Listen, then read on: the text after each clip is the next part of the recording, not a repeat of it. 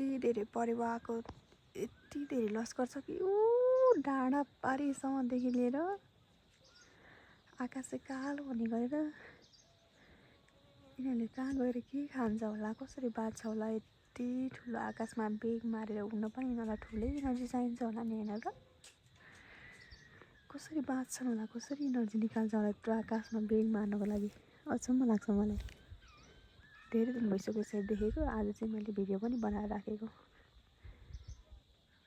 माया लाग्छ यिनीहरू यसरी आकाशै कालो हुने गरेर हुल बाँधेर उडेको देख्छु तर खाना के पाउँछन् होला यिनीहरूले है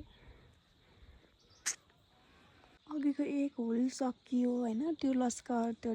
पुरा पारीसम्म देखिने त्यो सकिसकेपछि फेरि अर्को यस्तो बाक्लै आइसक्यो हेर्नुहोस् न